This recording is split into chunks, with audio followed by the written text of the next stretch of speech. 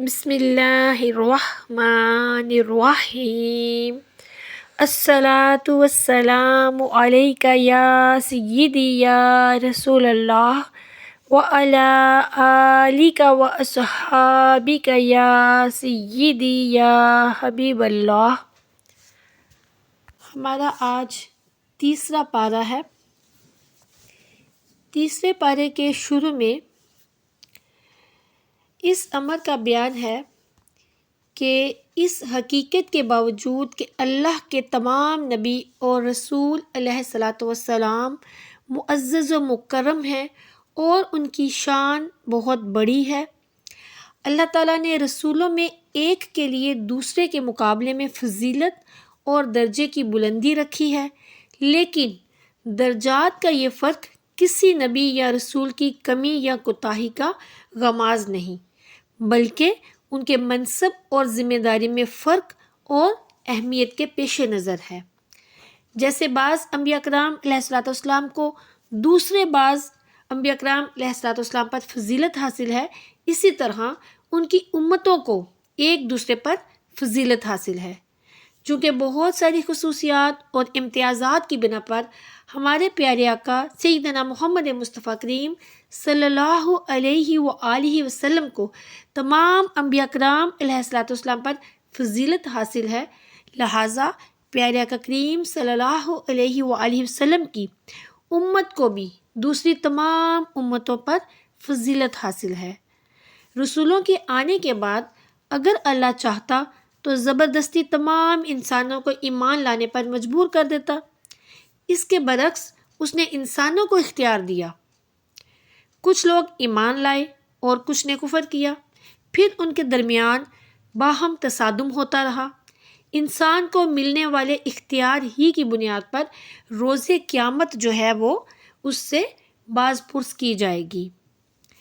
پھر فرمایا کہ دنیا میں ہی صدقہ اور خیرات کر کے اپنی عاقبت سنوار لیں، ورنہ قیامت کے دن کوئی سودے بازی، تعلقات یا سفارش کام نہیں دے گی۔ قرآن کریم کی آیات میں مرتبہ اور مقام کے اعتبار سے آیت الکرسی سب سے بڑی اور افضل ترین آیت ہے۔ یہ سورہ البقرہ کی آیت نمبر 255 ہے، اور اس کی عظمت کا راز یہ ہے کہ اس آیت میں توحید، شان جلالت اور وسعت قدرت کو بھرپور انداز میں بیان کیا گیا ہے۔ اس میں اللہ سبحانہ تعالیٰ کا نام 17 مرتبہ آیا ہے، کہیں صراحتاً اور کہیں اشارتاً۔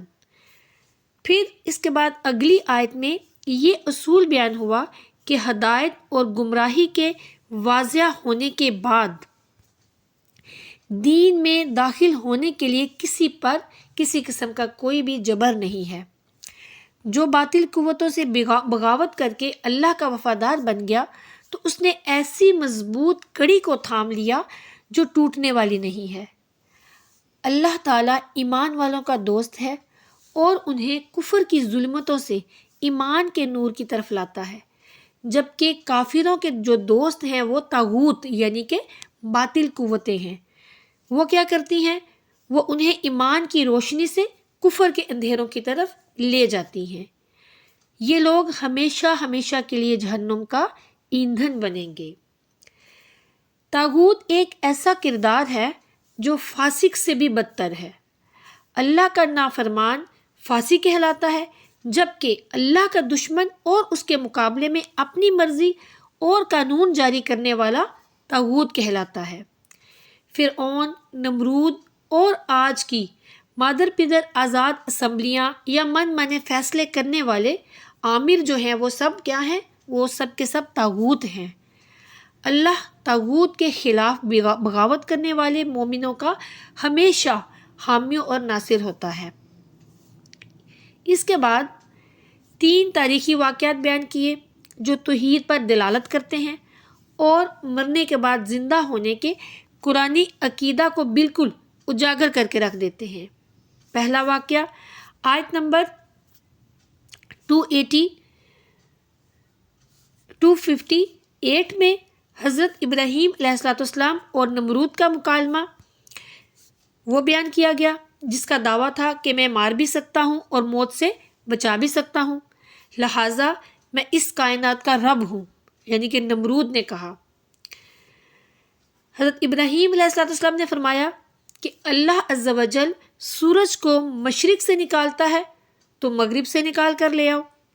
اس پر وہ بالکل لاجواب ہو گیا اور اس کے پاس کوئی بھی جواب نہ بن سکا۔ پھر اگلی جو آیت ہے، آیت نمبر 259، اس میں حضرت عزیر علیہ السلام کا جو واقعہ ہے وہ بیان کیا گیا ہے کہ جب 587 میں کاف میم میں بیت المقدس کو بخت نصر نے تخت اور تاراج کر دیا تو اس اجڑے ہوئے شہر کو دیکھ کر حضرت عزیر علیہ السلام بے اختیار پکار اٹھے کہ اللہ دوبارہ اس تباہ شدہ بستی کو کیسے زندہ کرے گا۔ اللہ تعالیٰ نے پھر کیا کیا، حضرت عزیر علیہ السلام پر اور ان کی سواری پر موت طاری کر دی اور پھر 100 سال کے بعد انہیں زندہ کیا۔ سواری کی بسیدہ ہڈیوں کو ان کے سامنے جمع کر کے ان پر گوشت پوست چڑھایا اور ان کے زاد سفر یعنی کھانے کو 100 سال تک باسی ہونے سے بچا کر تر و تازہ رکھا اور اس طرح اپنی قدرت کا انہیں عملی مشاہدہ کروایا۔ اس تجربے سے انہیں تحریک ہوئی کہ کیوں نہ میں بھی بنی اسرائیل کے مردہ جسم میں جان ڈالوں اور ان کا دین سے تعلق جو ہے وہ زندہ کر دوں۔ چنانچہ انہوں نے محنت کی اور اللہ تعالیٰ نے پھر سے بنی اسرائیل کو ایک زندہ قوم بنا دیا۔ تیسرا واقعہ آیت نمبر 260 میں حضرت ابراہیم علیہ السلام کا ہے، جنہوں نے مرنے کے بعد زندہ ہونے کی کیفیت کا مشاہدہ کیا۔ حضرت ابراہیم علیہ السلام نے اپنے اطمینان قلب کے لیے مردوں کو زندہ کرنے کی کیفیت کو عملی شکل میں دیکھنا چاہا تو اللہ تعالیٰ نے انہیں حکم دیا کہ 4 پرندے لے کر انہیں اپنے ساتھ مانوس کر لیں، پھر انہیں ذبح کریں اور بالکل ان کا کیما بنا کر ان کے ذرات آپس میں خلط ملط کر کے مختلف پہاڑوں پر رکھ کر ان پر پرندوں کے نام لے کر پکاریں۔ پھر حضرت ابراہیم علیہ السلام کے پکارنے پر، یعنی انہوں نے پھر اسی طرح کیا، پھر ان کے پکارنے پر ہر پرندے کی ہڈی سے ہڈی، پر سے پر، خون سے خون سب مل ملا کر اپنی اصلی شکل و صورت میں بن کر ان کے پاس واپس آ گئی، جس سے اللہ عز و جل کی زبردست قوت اور حکمت کا عملی مشاہدہ ہو گیا۔ پھر دیکھیے کہ دین اسلام انسانیت، انفاق فی سبیل اللہ، اخوت و محبت اور فضل و احسان کا دین ہے۔ انسانی فلاح کا کوئی پہلو ایسا نہیں جس کی قرآن نے دعوت نہ دی ہو، اور نیکی کا کوئی ایسا کام نہیں کہ جس کی اسلام نے ترغیب نہ دی ہو۔ سورۃ البقرہ میں انداز بدل بدل کر انفاق فی سبیل اللہ کی فضیلت بیان کی گئی ہے اور اس کے آداب بھی بیان کی گئے ہیں۔ صدقہ اور خیرات کے حوالے سے آیت نمبر 261 سے آیت نمبر 266 تک 4 مثالیں بیان کی، 2 مثالیں اخلاص کی اور 2 مثالیں ریاکاری کی۔ اخلاص کے ساتھ اللہ کے نام پر مال خرچ کرنے کی مثال ایسے ہی ہے جیسے زمین میں ایک بیج ڈال کر سینکڑوں دانے حاصل کر لینا، اور ریاکار کا صدقہ ایسا ہے جیسے کہ چٹان پر غلہ اگانے کی ناکام کوشش۔ اچھی بات کہنا اور درگزر کر دینا ایسی مالی امداد سے بہتر ہے جس میں ریاکاری اور احسان جتلانے کا عنصر شامل ہو۔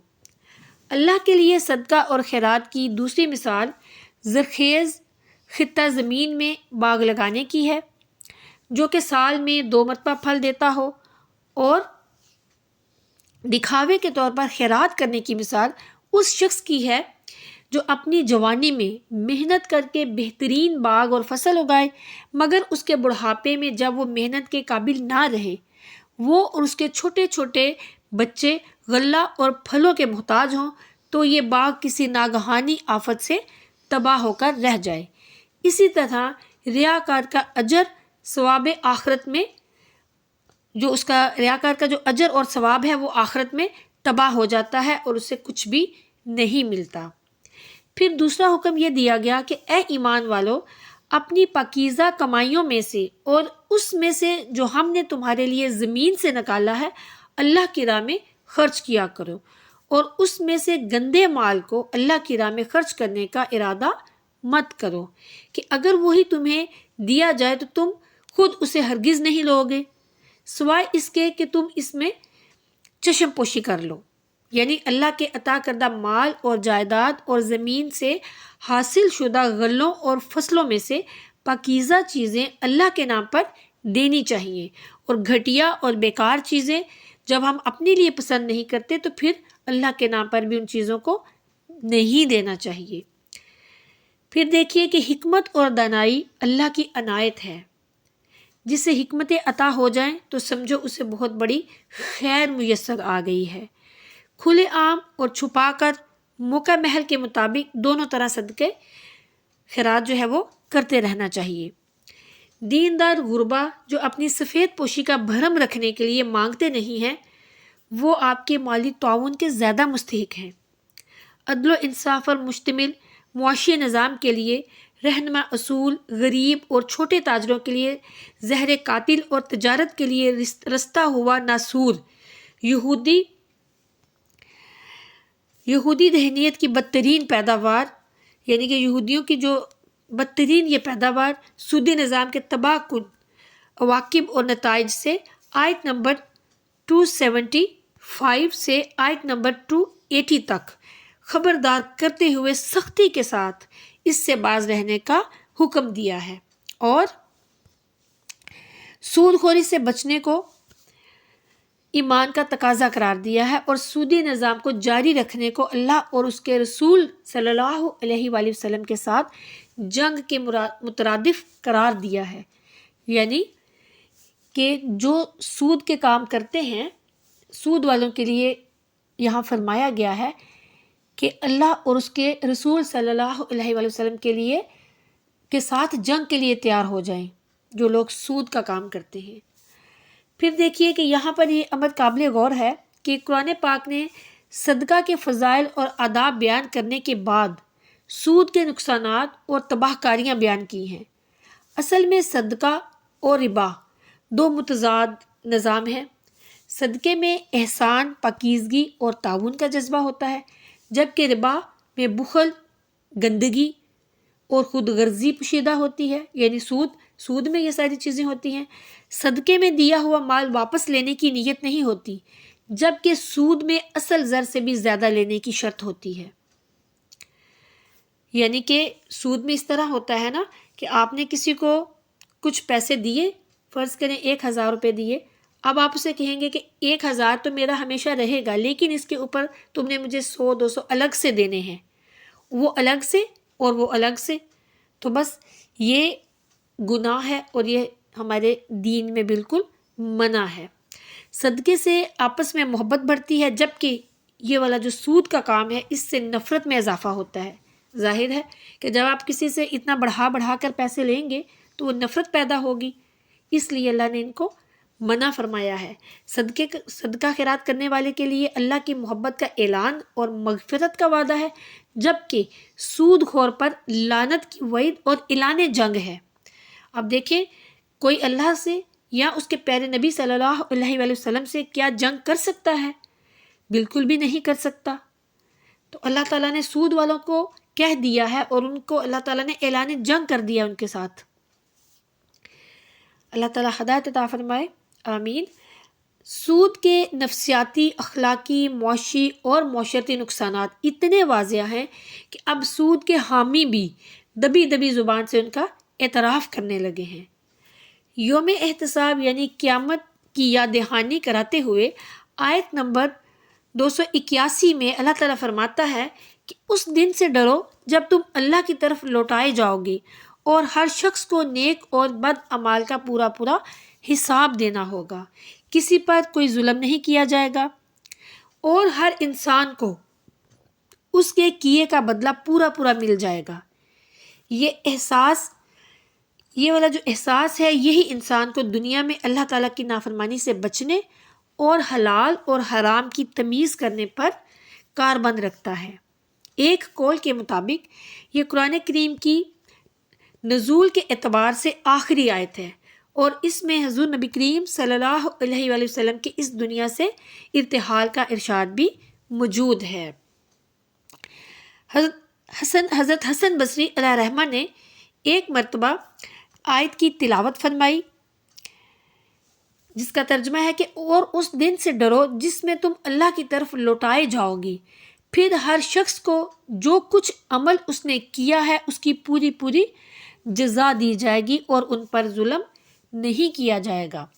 اس کے بعد آپ نے فرمایا یہ وہی نصیحت ہے جو اللہ عز و جل نے مسلمانوں کو فرمائی ہے، اور اس کا مطلب یہ ہے کہ اللہ عز و جل کا ولی شہد کی نہر سے ٹیک لگائے بیٹھا ہوگا، حور عین اسے جام دے رہی ہوں گی اور یہ دونوں نعمت اور سرور میں ہوں گے۔ سبحان اللہ۔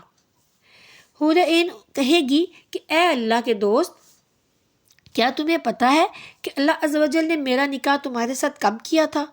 وہ کہے گا نہیں، مجھے کچھ پتہ نہیں۔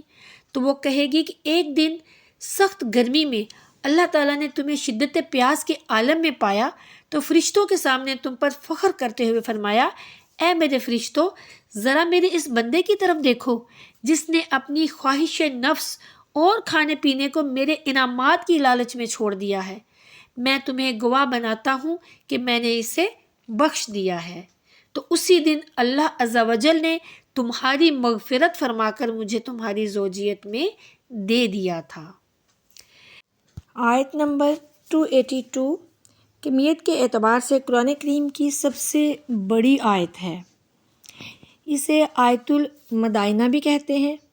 اس آیت میں ادھار لین دین کے قرآنی ضوابط، ادائیگی کی مدت کا تعین، تحریری وثیقہ کی تیاری اور گواہوں کی موجودگی وغیرہ کا بیان ہے۔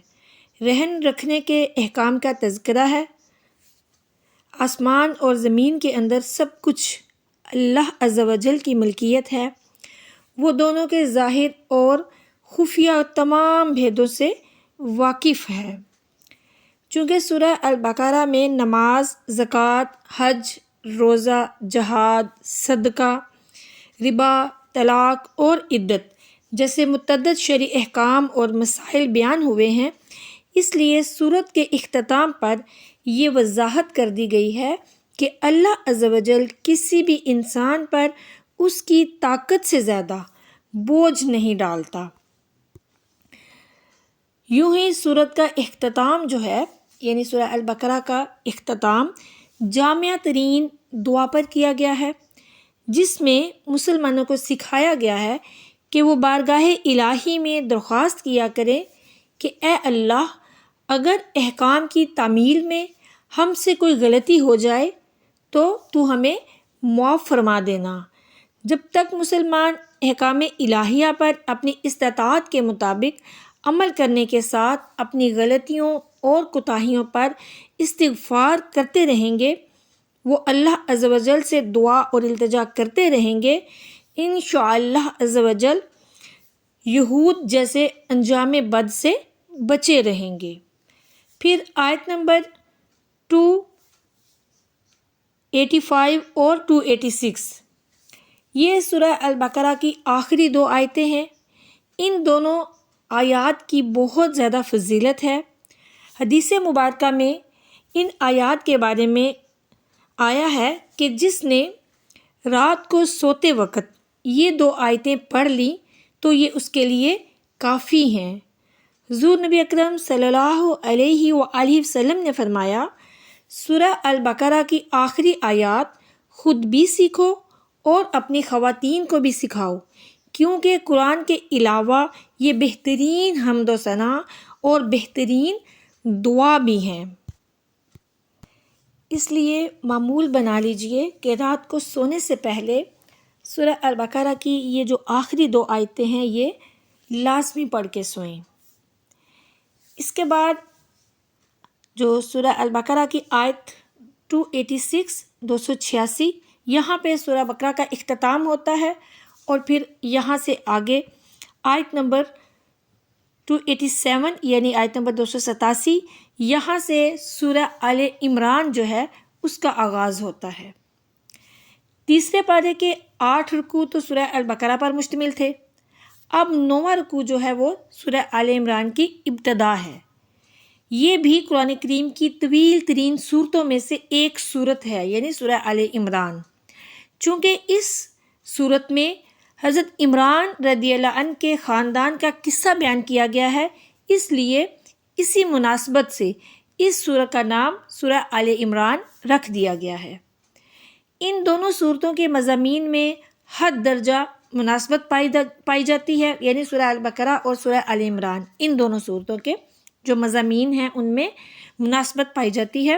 خود نبی کریم صلی اللہ علیہ وآلہ وسلم کا ان دونوں صورتوں کو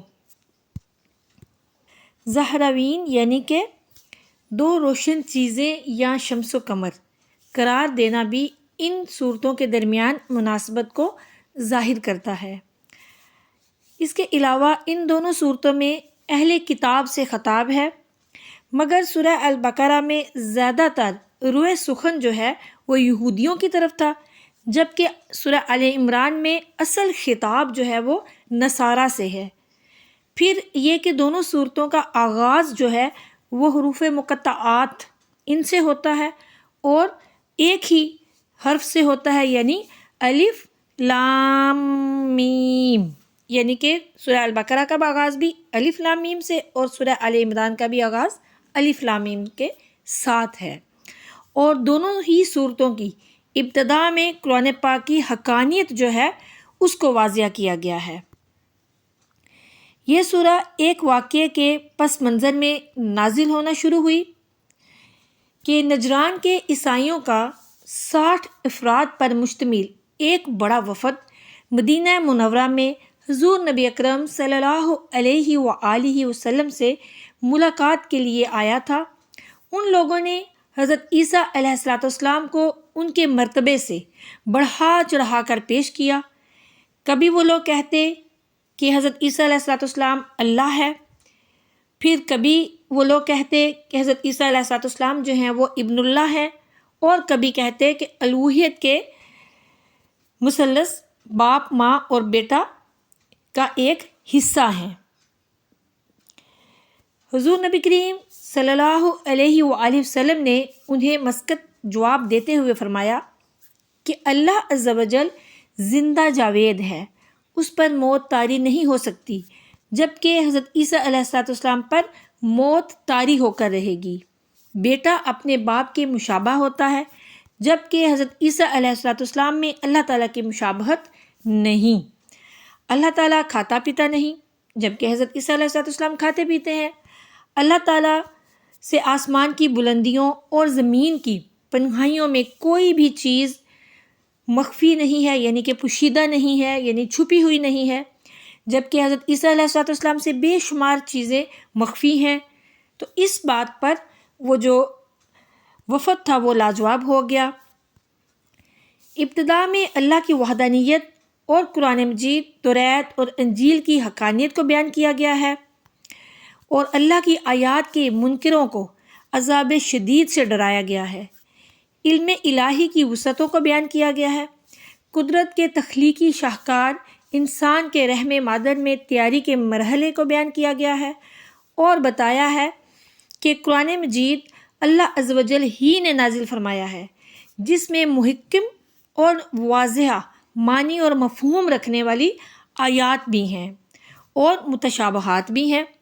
جو حق کے متلاشی ہوتے ہیں وہ ہمیشہ محکمات کی پیروی کرتے ہیں، اور جن کے دل میں کجئی اور دماغ میں فطور ہوتا ہے، فساد ہوتا ہے، وہ متشابہات کی غلط سلط تعویل کرنے اور ان کی مراد تک پہنچنے کی کوشش میں لگے رہتے ہیں، جبکہ جو اللہ کے محبوب بندے ہوتے ہیں وہ آیات متشابہات کی حقیقت کا کھوج لگانے کی بجائے اپنی جو ساری ان کی توجہ ہوتی ہے وہ آیات محکمات پر مرکوز رکھتے ہیں، اور وہ اعلان کرتے ہیں کہ یہ پورے کا پورا کلام اللہ ہی کی طرف سے ہے، اور ہماری جو عقل ہے وہ اس کا احاطہ کر سکے یا نہ کر سکے، ہم ہر صورت میں اس کلام پر ایمان رکھتے ہیں۔ تو قرآن پاک کے اندر کلمت اللہ اور روح جیسے الفاظ متشابہات کی قسم سے ہیں۔ ان متشابہات کی بنیاد پر شرکیہ عقائد کی عمارت کھڑی کرنا پانی پر نقش بنانے کے سوا کچھ بھی نہیں ہے۔ توحید اور ایمان کے دلائل بالکل واضح ہیں۔ ان کا انکار وہی شخص کر سکتا ہے جو بصیرت سے بالکل خالی ہو۔ پھر اگلی آیات میں مسلسل اہل کتاب کی مذمت کی گئی ہے، یعنی کہ عیسائیوں کی اور نصارہ۔ عیسائی اور نصارہ اہل کتاب یہ ایک ہی قوم ہے، اور ان کے جو جرائم ہیں وہ بیان کیے گئے ہیں کہ یہی ہیں جنہوں نے انبیاء کرام علیہ الصلوۃ والسلام کو قتل کیا، خون ریزی کی، اللہ کے نیک بندوں پر مظالم ڈھائے، اس طرح کی تمام باتوں کا بیان ہے۔ لہٰذا مسلمانوں کو سمجھایا گیا کہ وہ مومنوں کو چھوڑ کر کافروں کو کبھی دوست نہ بنائیں، کیونکہ اسلام اور کفر کے درمیان کوئی رشتہ اور ناطہ نہیں ہے، اور جو کافر ہیں وہ کبھی بھی مسلمانوں کے ساتھ مخلص اور خیر خواہ نہیں ہو سکتے۔ ہمیں ہر وقت اللہ سے ہدایت کی دعا مانگنی چاہیے، اور روز جزا کے تصور کو کبھی بھی فراموش نہیں کرنا چاہیے۔ کافروں کا مال اور اولاد ان کے کسی کام نہیں آ سکے گی۔ پھر آگے بتایا کہ وہ جہنم کا ایندھن بنیں گے۔ پھر فرعون اور اس سے پہلے اقوام کے واقعات سے یہ بات ظاہر ہے کہ انہوں نے ہماری آیات کا انکار کیا، ہم نے ان کے جرائم پر ان کی گرفت کر کے انہیں عبرت کا نشان بنا دیا۔ پھر اس سے آگے بدر کے واقعے میں غور کرنے کا کہا گیا، جب دو جماعتیں مقابلے پر آئیں، ایک جماعت اللہ کے لیے جہاد کرنے والی اور دوسری جماعت کافروں کی تھی، جن کی تعداد مسلمانوں سے کئی گنا زیادہ نظر آ رہی تھی۔ اللہ تعالیٰ نے کافروں کو شکست دے کر ایمان والوں کو اپنی مدد سے غالب کیا۔ اس بات سے اہل بصیرت جو ہیں وہ درس عبرت حاصل کر سکتے ہیں۔ پھر آیت نمبر 14 میں بتایا گیا کہ انسانوں کو بیوی، بچے، مال و دولت کے خزانے، سونا، چاندی، سواریاں، چوپائے، جانور اور کھیتیاں، یہ ساری چیز بہت اچھی لگتی ہیں، مگر یہ ساری چیز، یہ جتنی بھی چیزیں ہیں یہ دنیاوی چیزیں ہیں، اور یہ دنیا کی ساری چیزیں عارضی ہیں۔ اللہ کے پاس بہترین انجام ہے۔ اللہ کے پاس پرہیزگار بندوں اور متقی لوگوں کے لیے باغات، نہریں، پاکیزہ بیویاں اور اللہ کی رضا ہے۔ اللہ اپنے بندوں کو خوب جانتا ہے۔ وہ بندے گناہوں پر استغفار اور جہنم سے حفاظت کے طلبگار ہیں۔ صبر کرنے والے، سچ بولنے والے، فرما برداری کرنے والے، صدقہ خیرات کرنے والے اور تہجد کے وقت اپنے گناہوں کی معافی مانگنے والے ہیں۔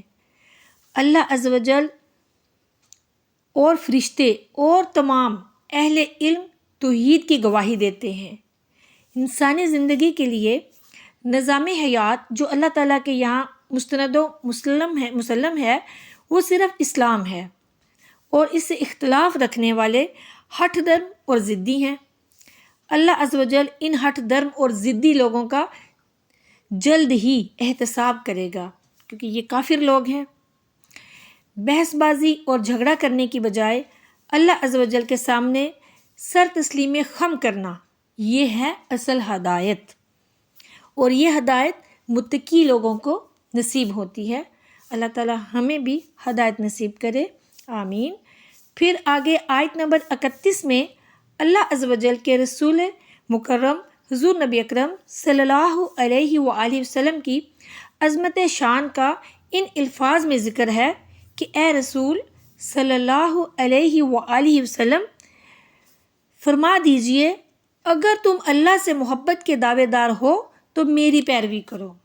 سبحان اللہ، کتنی خوبصورت آیت ہے، اور کتنی خوبصورت یہاں پر حکم دیا جا رہا ہے اللہ کی طرف سے کہ اے رسول اللہ صلی اللہ علیہ وسلم، آپ فرما دیجئے کہ اگر تم اللہ سے محبت کے دعوے دار ہو تو میری پیروی کرو۔ اللہ تمہیں اپنا محبوب بنا لے گا اور تمہارے گناہوں کو بخش دے گا، اور اللہ بہت بخشنے والا نہایت مہربان ہے۔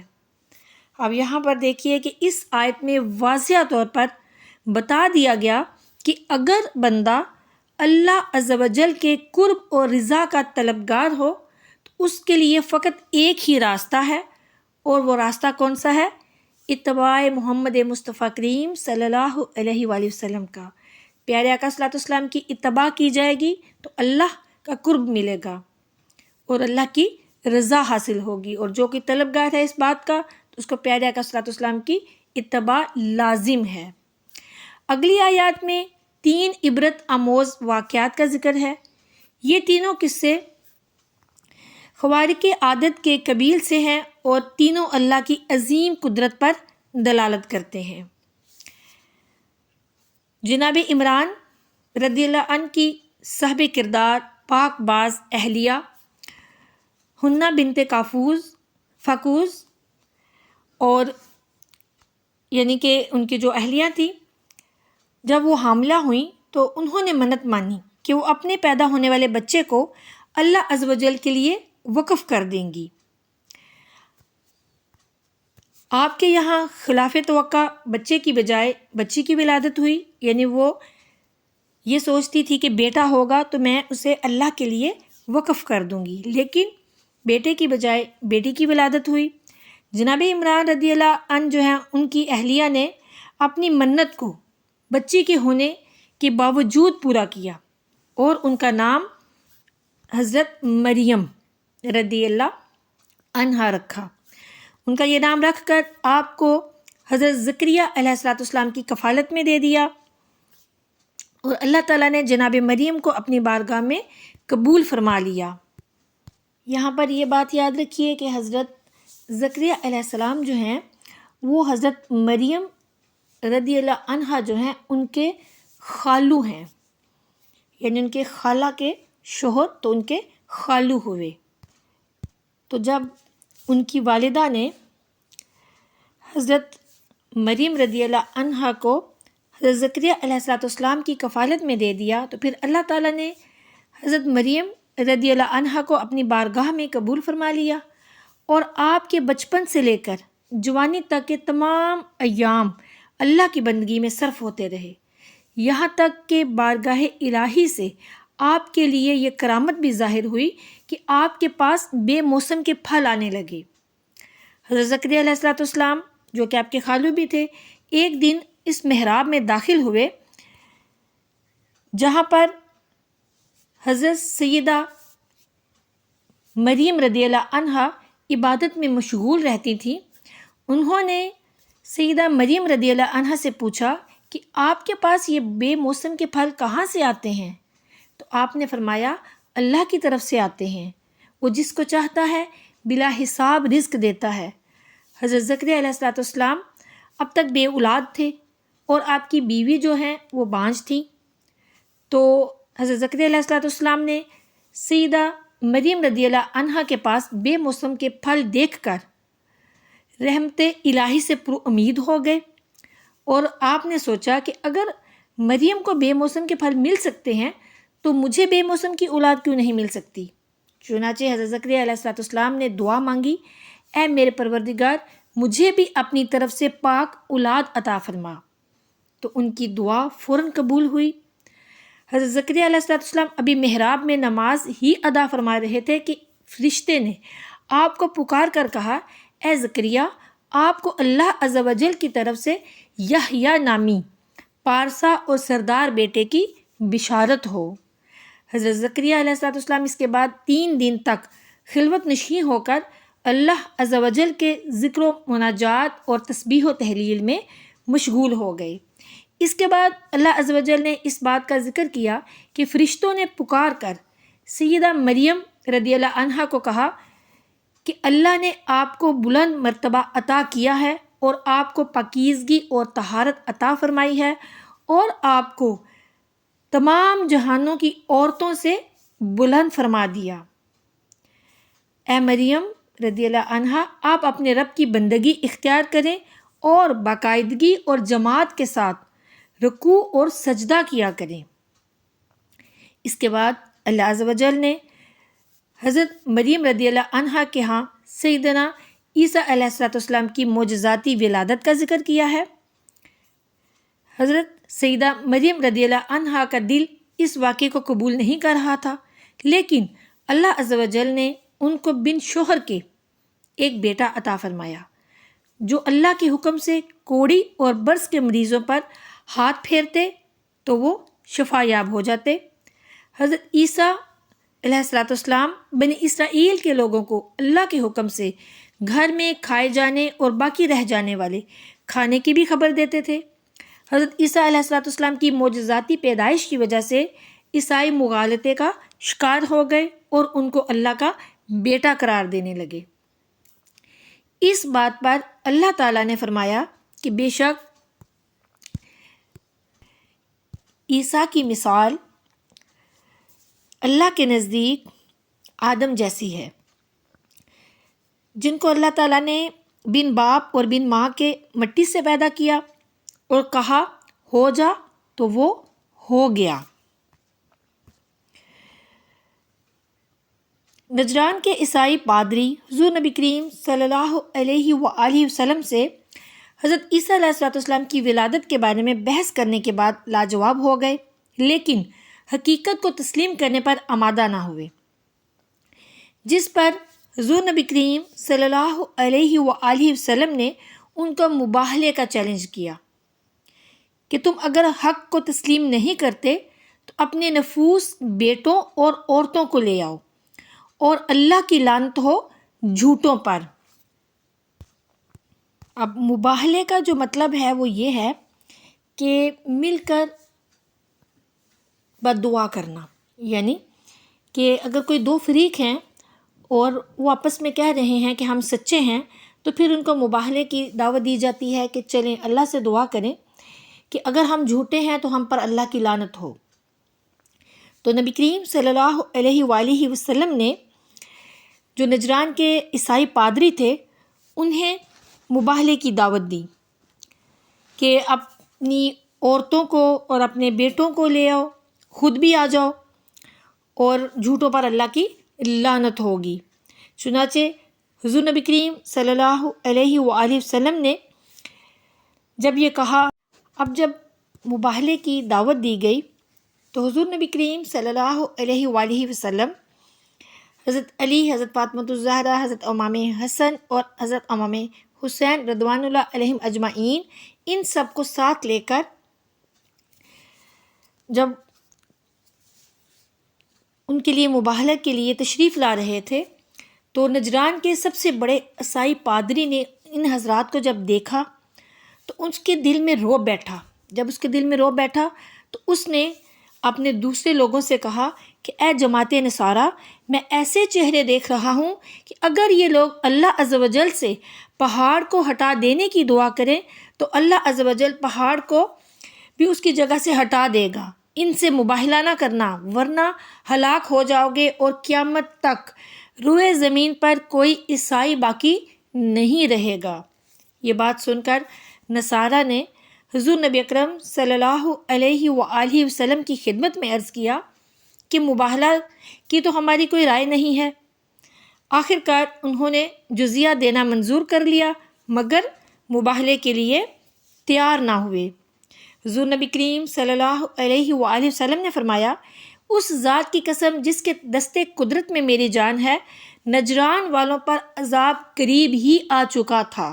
اگر وہ مباہلہ کرتے تو بندروں اور سوروں کی صورت میں مسخ کر دیے جاتے اور جنگل آگ سے بھڑک اٹھتا اور نجران اور وہاں کے رہنے والے پرندے تک نیست و نابود ہو جاتے اور 1 سال کے عرصے میں تمام نصارہ ہلاک ہو جاتے۔ اب دیکھیے کہ جو مباہلہ ہے وہ کس میں ہونا چاہیے۔ ایک یہ کہ مناظرے سے اوپر کا درجہ جو ہے وہ مباہلے کا ہے، یعنی مخالف دین کے ساتھ بد دعا کرنا۔ پھر مباہلہ دین کے یقینی مسائل میں ہونا چاہیے نہ کہ غیر یقینی مسائل میں۔ لہٰذا اسلام کی حقانیت پر تو مباہلہ ہو سکتا ہے، لیکن یہ جو حنفی شافی اختلافی مسائل ہیں ان میں مباہلہ نہیں ہو سکتا۔ حضور نبی کریم صلی اللہ علیہ وآلہ وسلم نے صورت میں ہے کہ حضور نبی کریم صلی اللہ علیہ وآلہ وسلم نے اہل کتاب کو مخاطب کر کے کہا کہ اگر تم اسلام قبول نہیں کرتے تو آؤ ان نکات پر جو ہمارے اور تمہارے درمیان مشترک ہیں، یعنی کہ ایک جیسے ہیں، ان پر اتفاق کر لو۔ یعنی عبادت صرف اللہ کی ہوگی، شرک کو ترک کرنا ہوگا اور اللہ کو چھوڑ کر بندوں کو رب ماننے کا جو شعار ہے وہ بند کرنا ہوگا۔ تو اہل کتاب وہ مشترکات پر بھی جمع نہ ہوئے جو کہ ان کی ہٹ درمی کا واضح ثبوت ہے۔ پھر اس صورت میں آگے چل کر اللہ عز و جل نے یہ بھی بتلایا کہ کفار حضرت عیسیٰ علیہ السلام کی جان کے پیدار پہ تھے۔ اللہ تعالیٰ نے حضرت عیسیٰ علیہ السلام کو بشارت دی کہ میں آپ کو زندہ آسمانوں کی طرف اٹھا لوں گا اور کفار جو ہے وہ آپ کا بال بھی بیکا نہیں کر سکیں گے۔ چنانچہ اللہ عز و جل نے بعد ازاں اپنے وعدے کو پورا فرمایا اور حضرت عیسیٰ علیہ السلام کو زندہ آسمانوں پر اٹھا لیا۔ اور اب حضرت عیسیٰ علیہ السلام قیامت سے قبل دمشق کی جانب مسجد کے مشرقی مینار پر اتریں گے اور دجال کے فتنے کا خاتمہ کریں گے۔ یعنی یہ جو دجال ہے جو قرب قیامت میں جس نے آنا ہے، تو اس کا جو خاتمہ ہے وہ حضرت عیسیٰ علیہ السلام کے ہاتھ سے ہوگا۔ وہ دجال کو قتل کریں گے انشاءاللہ عز و جل۔ پھر آیت کی جو اگلی آگے صورت ہے، صورت کی جو اگلی آیت ہے آیت نمبر 69، یہاں سے اہل ایمان کو آگاہ کیا گیا ہے کہ اہل کتاب خود تو گمراہ ہیں، وہ تمہیں بھی گمراہ کرنا چاہتے ہیں، یعنی کہ ہم تو ڈوبے ہیں تمہیں بھی لے ڈوبیں گے۔ اہل کتاب کو ملامت کی گئی کہ تم کیوں جانتے بوجھتے اللہ کی آیات کا انکار کر رہے ہو، حق میں باطل کی آمیزش کر رہے ہو، یعنی کہ حق کو باطل کے ساتھ ملا رہے ہو، اور حق کو چھپانے کے جرم کا ارتکاب کر رہے ہو، یعنی کہ جو حق ہے اس کو چھپا رہے ہو اور حق کو باطل کے ساتھ ملا رہے ہو۔ تو اہل کتاب کو ملامت کی جا رہی ہے۔ اس صورت میں اللہ عز و جل نے عالم ارواح میں حضور نبی کریم صلی اللہ علیہ وآلہ وسلم کے مقام کا بھی ذکر کیا کہ عالم ارواح میں اللہ نے انبیاء کرام علیہ السلام کی روحوں سے اس بات کا عہد لیا تھا کہ اگر ان کی زندگی میں حضور نبی کریم صلی اللہ علیہ وآلہ وسلم تشریف لے آئیں تو پھر ان پر ایمان لانا اور ان کی حمایت کرنا یہ گروہ انبیاء پر لازم ہوگا۔ چنانچہ سب انبیاء کرام علیہ السلام نے اس کا اقرار کیا۔ اس پر اللہ نے فرمایا کہ اب تم اس پر گواہ رہنا اور میں بھی تمہارے ساتھ گواہوں میں سے ہوں۔